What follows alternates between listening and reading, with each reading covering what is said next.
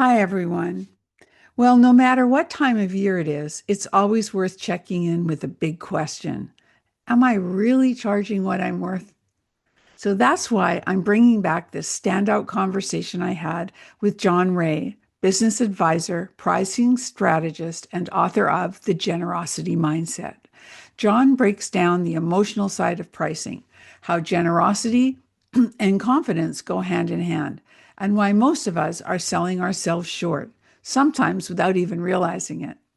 So, if you're a coach, a consultant, or a service based business owner who struggles with pricing, value conversations, or feeling awkward about, quote, selling, this episode will change the way you think and charge for your work.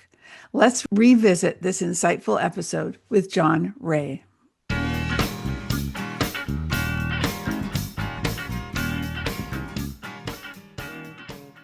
Hello, everyone, and welcome back to Relationships Rule, where we explore how authentic human connection is the key in thriving business. Today's guest, John Ray, is someone whose work truly resonates with my own core belief that relationships come first. John is a pricing strategist, a business advisor, and author of this amazing book, The Generosity Mindset. He's also the host of the Price and Value Journey podcast, on which I was a guest last week and had so much fun.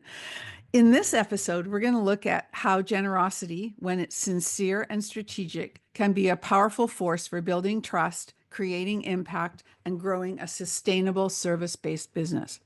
Whether you're a solo consultant, coach, or small firm professional, I think you're going to love what we're talking about today. So welcome to the show, John. Janice, it's a pleasure. Thank you so much for having me. And Oh, thanks also for coming on my show. You were fantastic. Wow. well, it was fun and I really enjoyed it. I came off that interview on a high because you're a great interviewer. And I learned in your book that you, like whatever his name was, Ken, was it the guy that bought the Remington company? You bought the company and became a podcast host, That's right. right? Yeah, I loved it so much I bought the company. Yeah. That's So, kind of my story on podcasting. right. And I thought I was pretty proud of 300 episodes. You've done how many hundred episodes? A couple of thousand, I think. Well, I've done as a host, I've done around 1200 or so. Okay. Um, I don't know the exact number, but it's around 1200 or so. But no, when you get to 300 episodes, you're a champion. So congratulations on that. Oh Yeah. yeah, no, wasn't looking for that. I was just pretty impressed with what you do, and you did such a great job as well. Yeah. Okay, I'd like to dig into this book because I really enjoyed reading it, and I think it's there's a lot of lessons in it for small business owners and entrepreneurs that I was reading and going, oh yeah, that makes so much sense. And I also, I think what made it easy for me and what I loved reading were the stories. I love the stories. And, that's the whole thing, right? If people can identify with the stories, then it sinks in a little bit better.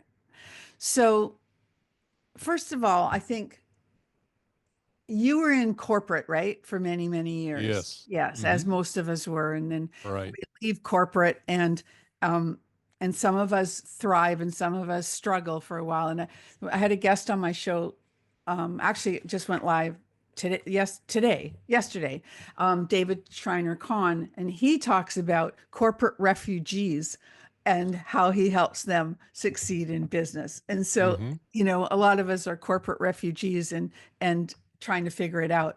So you must have figured it out early if you then turned to helping other service providers. So what was it for you? Did you know when you left corporate this is what you were going to do, or did you have a little struggle along the way? Oh, thank you for giving me so much credit. Like I knew what I was doing. I'm so grateful for that. Uh, I'm hiring you as my PR person. Okay. No, no, of course not. Yeah. I had my struggles and I mean, there was a lot, like a lot of people that are in corporate, there was a lot that I was perfectly suited to do. And I've always had a mindset around relationships and the importance of relationships, but that becomes a lot sharper for you when you're out on your own in your own business and you're having to, as the old saying goes, eat what you kill. Uh, you know, there's that piece of it. And let me tell you where my nose really got bloodied. It was in pricing. Yeah. So, uh, I've got all the T-shirts. I've got I, I've made all the mistakes, and here's what I learned is that what I saw is my own problems with this, and what I also saw is my clients that had problems with pricing, and that made me passionate about it. And I got really passionate about it as I dug into it and realized there's not a lot of places for a business owner to to to solve that problem. So if you, for example, this is just one vignette. The book Small Business for Dummies. I hate the title, Yeah. but but it's got 250 pages and a grand total of 4.5 of those 250 pages is devoted to pricing. Wow. Yes. Says it all. Yes. And it's that those four pages are written at about 80,000 feet. I mean, there's not much you can do with what's there. So the point is that there's like no place to go. I Yeah. mean, and so that's what got me passionate about it. And I just saw so many people struggling, and eventually, of course, as I got into it, it ultimately led to the book. Yeah. I was just going to say, when did you write this book? Well, it was released at the end of 2023. Okay. Okay. So it was a COVID project, possibly. Maybe. No, No? no, Okay. it was, you know what it was? Well, it was kind of a COVID project, you might say, in a way. A lot of us came out of COVID saying all those things that we think we need to do, that we boxes we need to check, it's really time to get at it. Yeah. And that Yeah. was what this was for me. Is, hey, this is time to get at it. Sure. Okay. So we met on LinkedIn, which I love. Mm-hmm. Yep. And what attracted me to read further was the picture of your book in the banner on LinkedIn because I Mm-hmm. loved the title, The Generosity Mindset, A Journey to Business Success by Raising Your Confidence, Value, and Prices. So let's start there. Confidence and value first, and then pricing. Okay. Because the biggest aha for me was that value conversation. So, can you just sort of say with the big, let's start with the big picture. What does this mean to you and the generosity mindset? And let's just start there. Yeah, sure. So it's a bit counterintuitive, is it not? I mean, that Yeah. generosity, that generosity leads to better pricing. Huh? Yeah. Yeah, right. Um, and I guess that helps me dispense of one misconception right off the bat is we're not talking about giving anything away Hmm. per se. Well, yeah, sure, you can be strategic in the things that you do for others, but what we're talking about here is getting out of your own head and serving others first and being generous using a much broader definition of that word. Uh, look out for others first. What are Hmm. their needs, hopes, wants, desires, fears that you can help them with, regardless of whether that benefits you in the short run or not. And Right. if, yeah, Yeah. Totally agree. Yeah. right. And if you're known as that person, and if you follow this philosophy, by the way, you will be that person because the truth of the matter is there's not a lot of competition on the relationship street. Mhm.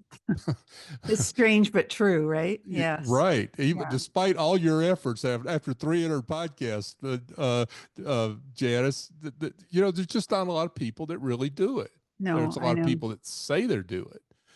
But if you really do it, you're known for being a connector. You're known Mhm. for being a person that looks out for other people. And what that does is it brings people back to you. The universe wants to help you. Hmm. The They're law of interested. reciprocity, right? The, The law the of law of reciprocity. reciprocity. Yeah. Exactly. And it's funny because, as you know, I'm involved with a greeting card company that has been part of my world for 16 years now. And Hmm. that's just, we preach that all the time. It's like send out to give, don't send out to get, because you send out to give, you don't know, the universe will come back tenfold, and it won't necessarily be from that same person. So that's the philosophy that I've sort of looked at or actually not looked at, but walked that walk for this many years. So in the first part of your book, when you're talking about value, the value that you have, the sorry, that your value for your what you do and for who you are Hmm. is not necessarily the same as how you're perceived. It's perceived value. And that's huge because I realized when I was reading this that sometimes when I'm talking to a prospect, and I'll admit it, I've been doing this for a long time, but there are times when you go, oops, I shouldn't have done that, or I did it the wrong way, or whatever. It's never perfect. And Hmm. when it comes to talking about, you know, yourself or about getting business and or talking those, pricing, all of that stuff, we forget that who cares about me? It's what they see and what they want to have happen. And if I don't, if they're my prospect and I don't understand that, then I'm not going to get anywhere and I'm not going to satisfy them. So, how do you, how do you, can you teach that? Like, or is it innate? I mean, that's the thing. Well, for some people it is innate, but Yes. here's what we've, and you're a teacher, so you'll get this immediately. We are taught in a way as we're coming up that works against us. It teaches us skills and it teaches us whatever craft we have. Hmm. Um, but we are taught we're supposed to have the right answer. We're not taught how to ask questions. Right. We're taught to give answers. And the idea here is to get skilled in asking questions, to be, Bingo. Yeah. use the word you use a lot, to be curious, Yeah. to ask questions, to learn where people's heads are, and not just ask a question, but follow up on that question, right? Mhm. And so that's the skill we have to develop. And that is, yeah, I think it is innate for some people, but I Mhm. think for a lot of us who are particularly Right. in the professional services business, where we've got a particular expertise that we're drilled on, and we've done the work for years, and we know the answers for a Mhm. lot of people. We're just used to spouting those out. And what I'm suggesting is to pump the brakes and let's get into the head of our clients. And what we Right. will find if we do that is we will find that they see value in us that we don't see ourselves. And that is Okay. powerful. Okay. Say that again. They see value in us that we don't That see cor- ourselves. correct. Correct. So give me an example of that, please. Yeah. It's huge. So yeah. So for example, um, when we start asking questions like, well, let me tell you a story. Maybe that's the way to get Sure. at this. I love stories. So yeah. So I was with a client. This may be in the book. I can't remember if I put this in the book or not, but I was with a, a client who I had been referred to, and he's going on and on about all the great things that are going on in his business. And, after a while, I'm thinking, I marked this page. It's oh, you perfect. did? Okay. Well, okay, good. Yeah. Yeah. Uh, I'm glad that's in there. Yeah. Um, I, he went on and on about how wonderful everything was. And I'm thinking, why did I get referred to this person, right? What's the Right. problem here? Well, his spouse came in the room and we did the introductions. And when she found out who I was, she was like, "Oh my gosh, thank you so much for being here. Like, we need you so badly." And she just proceeded to, like, the truth blew in the room. I mean, she Right. just, right. And so the, his problem was not just with the business and all the things that I found out ultimately in the conversation. His problem was his spouse. She wasn't happy. Mm-hmm. And so I wasn't there just to solve his business problems or to walk him through that. I was there to help a relationship that was frayed because of this business. Yeah. Wow. And so now when you start talking about that, that value is enormous. Yes. I hear you. And you see, if we don't ask the questions like in a discovery call with a client, if we're not asking questions like, well, how does your spouse feel about all this?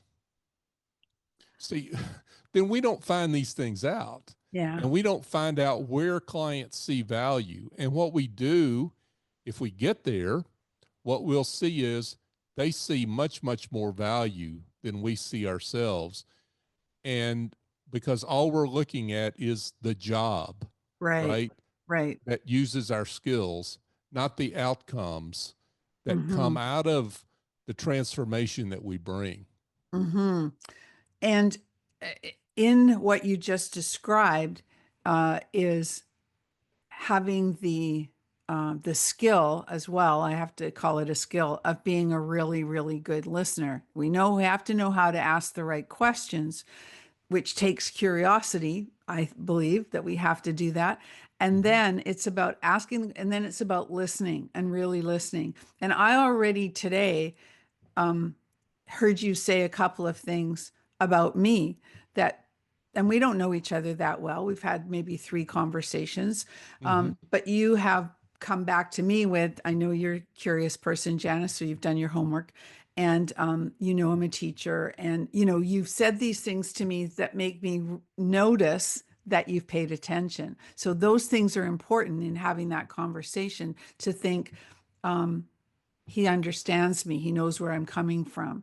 And so I think the questions and the listening skills are super huge.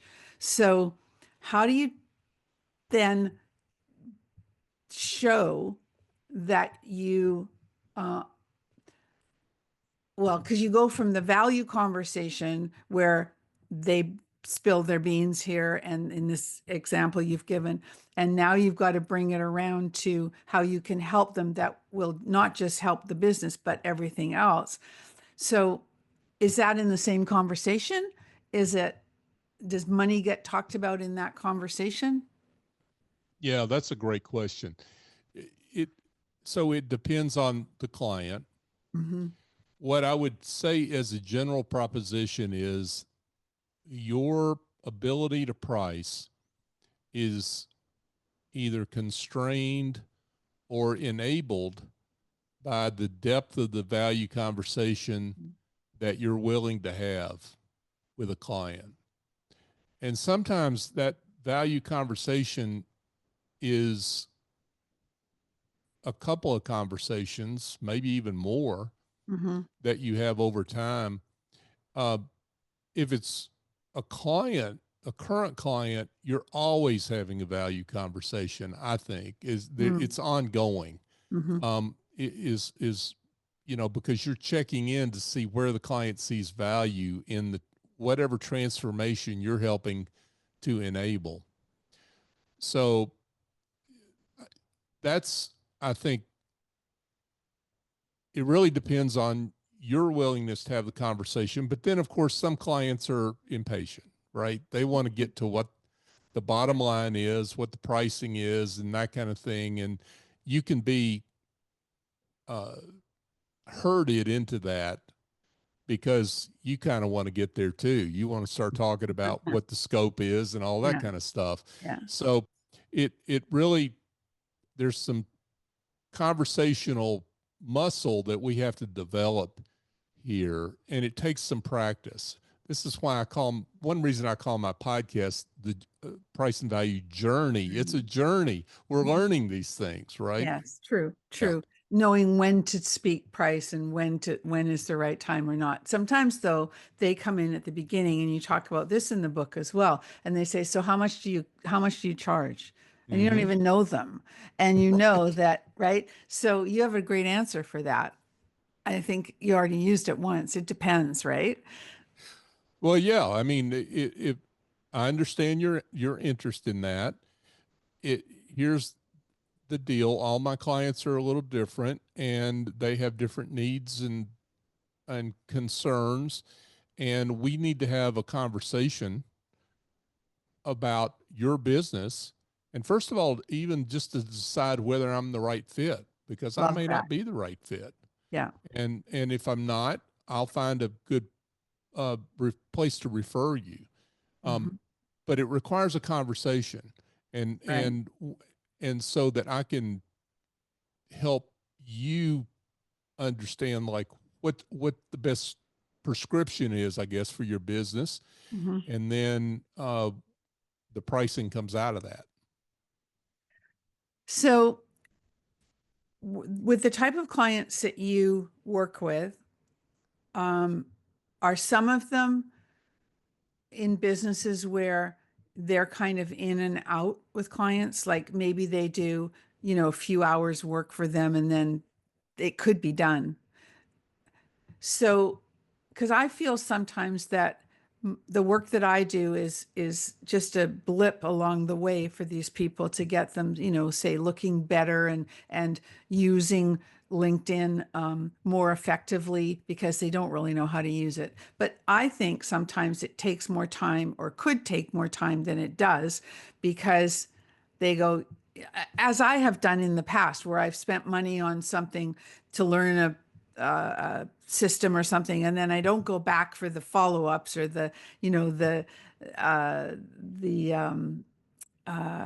extra classes because I think I know what I'm doing, and I don't. Mm-hmm. So, how do you think there's opportunity there and how would you go back to that opportunity so that you are making those clients um, more long-lasting clients and therefore better at being referral partners for you, possibly?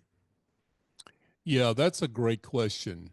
So there are some service providers who have short-term engagements, Hmm. and part of what I think you have to develop is staged work for clients. So what I mean by that is, and develop options around those. Okay. So that's another thing I talk about in the book is Hmm. just the power of options, Right. using a good, better, best model. I love that. Yeah.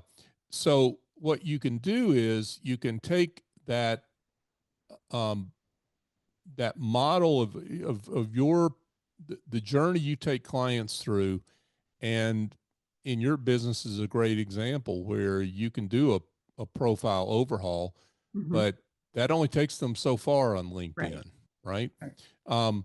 But there are some other things that you can do, which in terms of helping them learn how to connect, build their network, that kind of thing, right? Right. Um, and then there's, how do you know what to post? How do you do that? How do you uh, create content that's resonant? Right. How do you make comments that help build your network?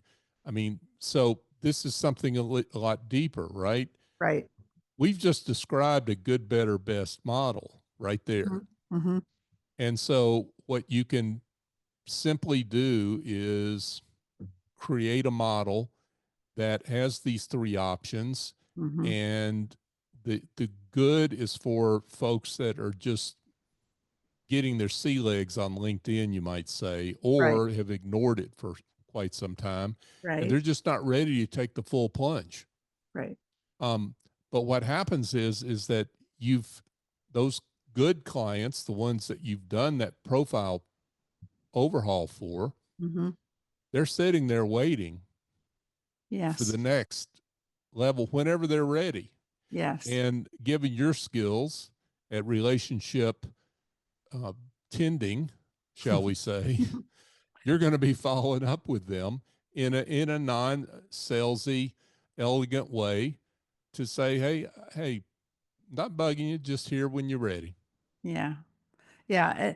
It's good How to does hear that you say resonate? that. It's good because I have the good, better, best. It's always good for, it can always be overhauled. It can always be tweaked. Mm-hmm. But I think I'm just like everybody else. I think I'm leaving money on the table. I think I need to, there's only so much time in the day. And it's funny, I say that. I'm going into a weekend this weekend where we're looking after my granddaughter, who's 5. And Awesome. my daughter told me last night that she woke up at 2:30 in the morning last night and never went back to bed. And I'm like, Oh, seriously? This oh child dear. doesn't sleep. Yeah. So I'm thinking about time in the day. It's time in the night as well, right? Anyway, Right. no, this is all good. This is all good. So Well, let me make one other suggestion, yeah. if I can. Mhm. It is that this is what you're developing here is something that you're agnostic on where people come out. Is Right. that you don't care the way you're going to price it is you don't care whether they pick good, better, or best. It's just like when you pull into Starbucks, they could care less what Size. Yeah. particular drink you get. They could care less, even though Right. they've got preferences off what they make the most money on. Right. So that's where your head needs to be, Hmm. because if you're that kind of professional of value, which you are, um, people are going to come back to you. They're going to come back because, hey, this is so good and I've gotten results out of this. I need more. I need Hmm. more than what Hmm. what I signed up for.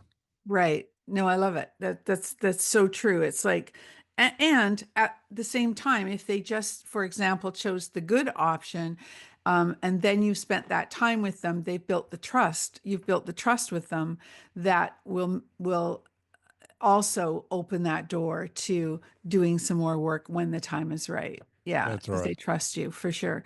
Um, so we've talked a little bit about price already then. So there was something else. So I was thinking about one of the stories in here. Oh, no, just a minute. It was something I should have marked. Oh, okay. This is an interesting piece, I thought. Selling to your own wallet. I liked that. Can you Right. speak to that? Do you want me to read anything here? No, I Okay. mean, yeah, I think a lot of us that have done this kind of know what we're talking about, Mhm. right? That what we're doing is we've we've got we're prejudging Mm. whether the client is going to think this is quote unquote fair or not fair. I hate that word Hmm. um, in this context. We're deciding for the client whether they can afford it or not, Yes, yes. or whether they've got the budget for it or Hmm. not. Hmm. Um, and a whole big proportion of small businesses don't even keep a budget. So please don't tell me it's not in your budget. You don't even have a budget, right? I Right. mean, You know, um, if yeah, you feel there's enough value, you'll find the money, right? it isn't amazing how that Yeah. works. Yeah, Yeah. and actually, budgets are priorities. Priorities change. Yes. Priorities. Yeah. They change based on value and value that's perceived. So that's how you have to think about that budget objection that people give you. Yeah. Somebody once said to me, it's not that I can't afford it. I choose to say, or I say, I, I choose to spend my money somewhere else right now. Right. Yeah. Yeah. So, so if people want it bad enough, they'll find the money. Even if it's Yeah. not in the business, they'll find the money. Yeah, it's Um, so true, isn't it?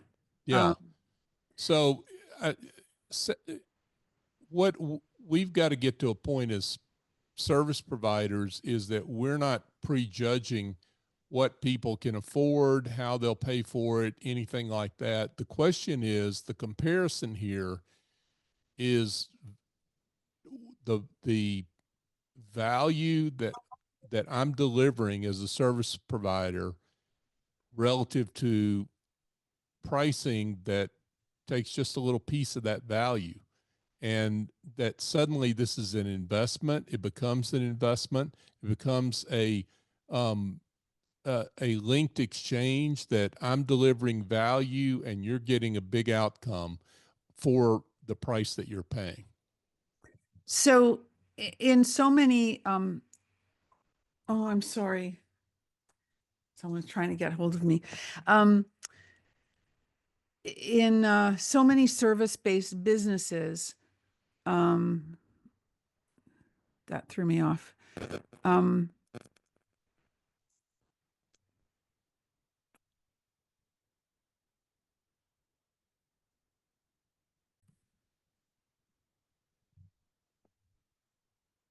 okay. I was thinking about the trap of hourly pricing.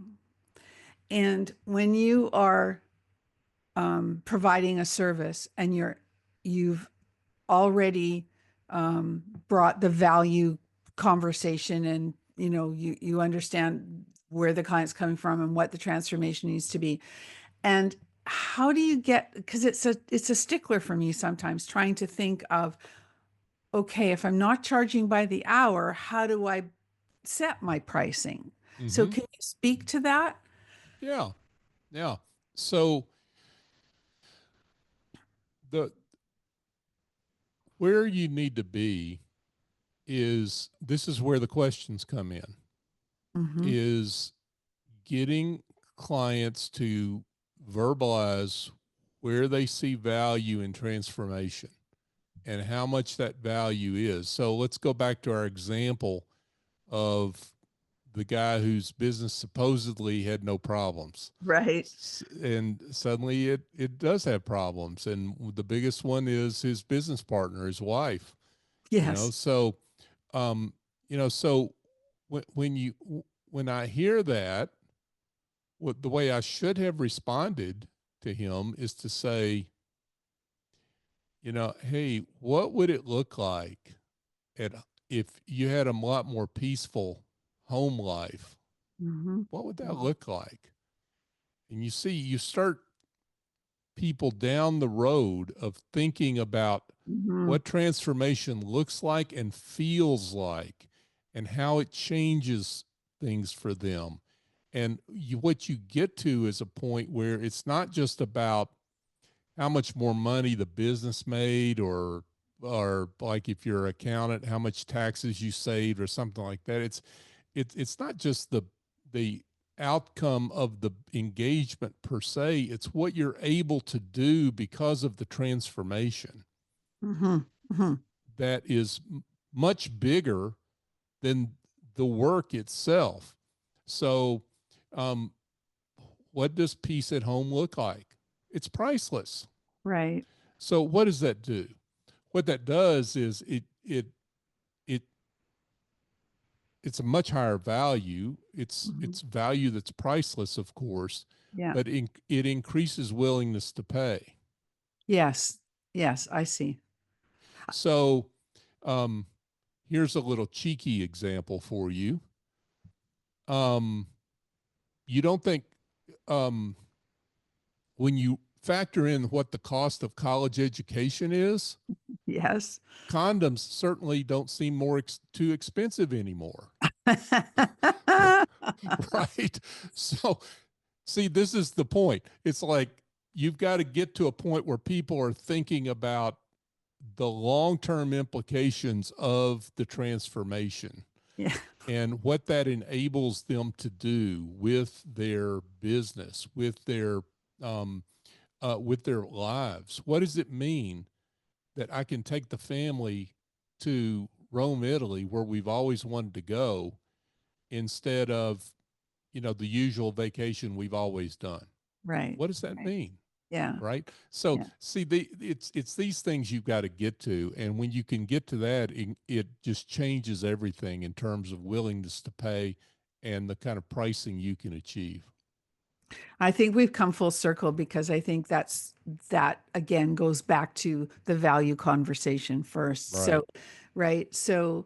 Um, so when you work with a client and help them set their pricing strategies, like how do you pick numbers out of the air if they're not based on, an hourly piece? Is it just adding more things or is it just the perceived value, if that makes sense?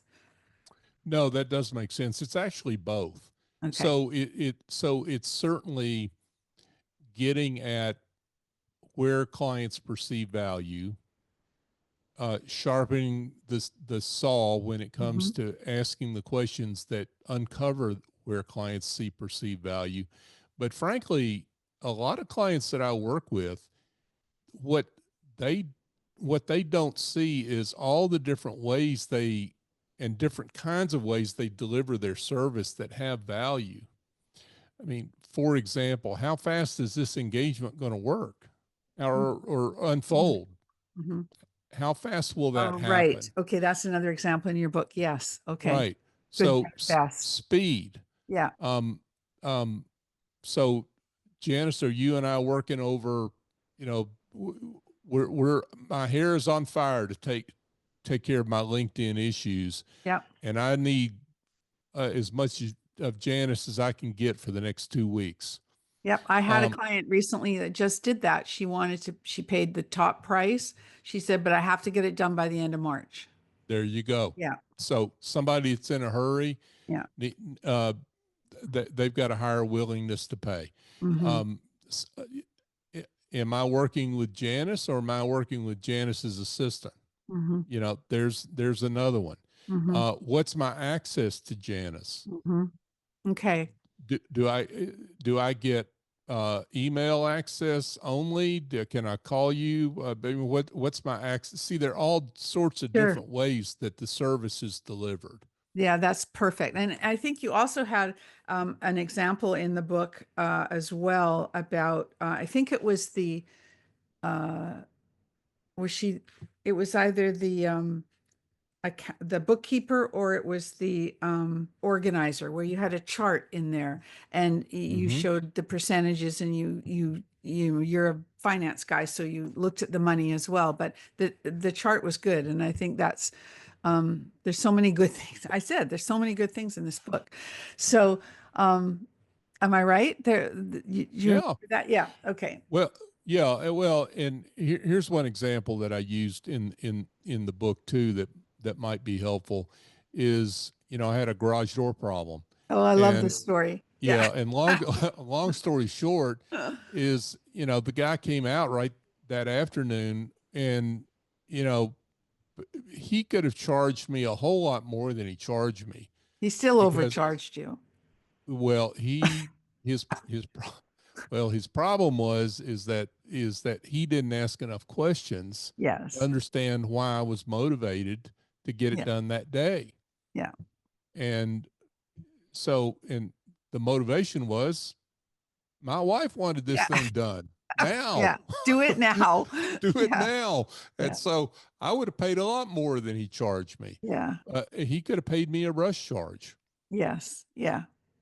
Yeah. and Interesting. put that on my invoice. I would have paid it gladly.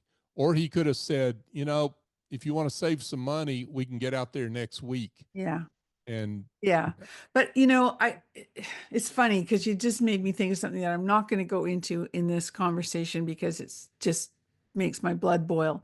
But what I noticed about it was when you're first dealing with some people and it's the first exposure, it's the first a transaction that you're going to have, and that's exactly what it turns out to be is a transaction. And mm, then something goes wrong, and now you try to get it fixed. It's murder trying to get it fixed. Murder. Nobody cares. Nobody owns it, and nobody will call you back. And it goes on, and Anyway, that's what I'm dealing with. So it's very annoying. And um, you can't do business that way. No. Well, they Well, do, but yeah, well, people do, and they don't forget that what they forget is like who's going to refer you if you do business that way. yeah, You expecting clients to refer you? Who's going to write your Google reviews that you covet that you're trying to build up? yeah. Who's going to do that? I mean, there's there's all sorts of ways this comes back to you, Yes, but exactly. yeah, and so why do business that way? I love this conversation. I think I'm going to have you back because we could go on forever, but I'm going to have to wrap it up. And I would like to ask you a couple of quick fire questions at the end. One, Sure.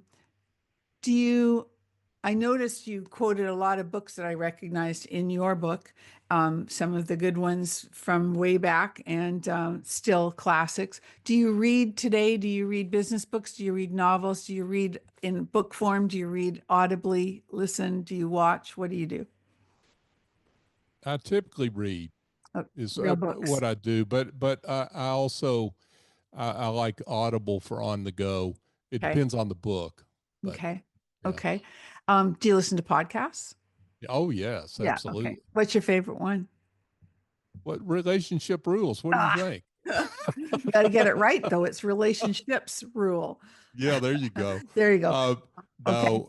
no, no. Uh, yeah, yes, I love podcasts, and I love listening to. Seriously, I do listen to the. I get hooked on podcast host and what just like any other podcast listener, and so I've listened to a number of yours. I love them, Oh, and so I that's what gets me. A lot of the podcasts I listen to, I end up talking being to fans those of, people. right? Yeah. Yeah. That's another piece actually that I loved in the end of your book about podcasting as a marketing tool because it's amazing Hmm. where it takes you and the people that you meet. So I love that. And I think that's how we met in a sense because Yep. we both had a podcast and it was an opportunity for us to talk. So thank you, John. Thank you for being here. Last question. Best piece of business advice you would share with my audience, which is the same as your audience, really. Business owners, entrepreneurs, solopreneurs, service providers.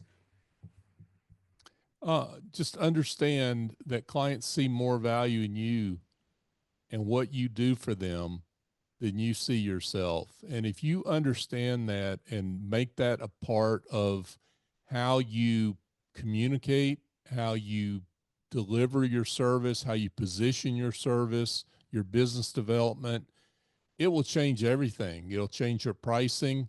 It'll change how you market, how much you have to market. It will Yeah. change everything in your business. So to me, that's a powerful idea. It certainly is. Thank you so much. Thank you for being here today. And Thank you. I know that it's about showing up with intention, clarity, and service. And in a world where trust is everything, your your insights offer a blueprint for building client relationships rooted in value and respect. If we want to learn more about your work, John, where can they find you? I will put it in the show notes, of course. Well, thank you. And first of all, thanks again for having me. It's just been such a delight. My pleasure. Yeah, I really have enjoyed our conversation, and thank you again for your great work. So you can reach me on my website is one place to connect, johnray.co, Hmm. johnray.co. Connect with me on LinkedIn. I'm John Ray One on LinkedIn. I write a lot about these issues on LinkedIn and post there. And Okay. then my podcast, as you mentioned, is called The Price and Value Journey, and you can find that podcast wherever you access your uh, podcast. So Perfect.